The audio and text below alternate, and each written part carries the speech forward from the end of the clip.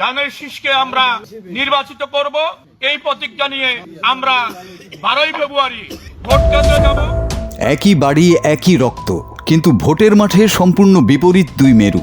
লক্ষ্মীপুর এক, রামগঞ্জ আসন, যেখানে একজন বাবা হাঁটছেন ধানের শীষের মিছিলে, আর সেই বাবারই ছেলে লড়ছেন শাপলাকলি প্রতীক নিয়ে। রাজনীতির এই অদ্ভুত দ্বন্দ্ব এখন আলোচনার কেন্দ্রবিন্দু। জাতীয় নাগরিক পার্টি এনসিপির প্রার্থী এবং সাবেক উপদেষ্টা মাহফুজ আলমের ভাই মাহবুব আলম জামায়াত নেতৃত্বাধীন 10 দলীয় নির্বাচনী জোটের হয়ে রামগঞ্জ আসনে প্রতিদ্বন্দ্বিতা করছেন তিনি। কিন্তু তার বাবা আজিজুর রহমান মাঠে নামছেন অন্য প্রার্থীর হয়ে। বিএনপির প্রার্থী শাহাদাত হোসেন সেলিমের পক্ষে ধানের শীষে ভোট চাইছেন তিনি। শুক্রবার দুপুর থেকে সন্ধ্যা পর্যন্ত ইছাপুর ইউনিয়নের একের পর এক পথসভা, সংখ্যায় কমপক্ষে 18টি।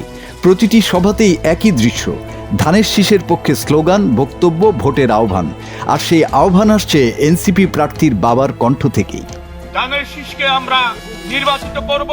এই প্রতিজ্ঞা নিয়ে আমরা 12ই ফেব্রুয়ারি ভোট কেন্দ্রে যাব।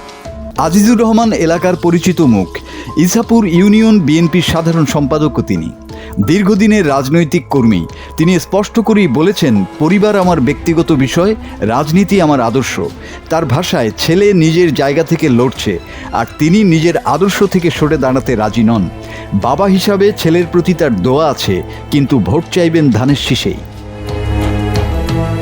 অন্যদিকে এনসিপির প্রার্থী মাহবুব আলম একই প্রশ্নে নীরব। তিনি বলছেন, বিষয়টি বাবার কাছেই জানতে হবে।